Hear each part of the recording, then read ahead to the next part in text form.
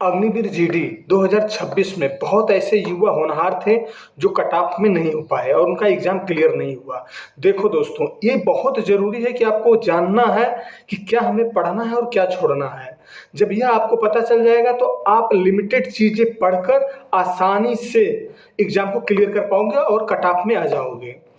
ये चैनल ज़रूर नया है, मैं एक्स सर्विसमैन हूँ, लेकिन आपके लिए फ्री कोर्स लेकर आ रहा हूँ मैं। आप सिर्फ उतना ही पढ़ लोगे जितना हम आपको पढ़ाएंगे, आपका कट ऑफ में आसानी से आ जाएगा। आपके जो प्रश्न हैं 45 से प्लस सही हो जाएगा। लेकिन मुझे ज़रूरत है सिर्फ आपके भरोसे की। आप अगर मुझ पर भरोसा करते हो तो हमें सपोर्ट कीजिए। आपको बेहतर चीज़ें इस प्लेटफॉर्म पर मिलेंगी, एग्जाम और मेडिकल गाइडेंस और फिजिकल की सही रणनीति।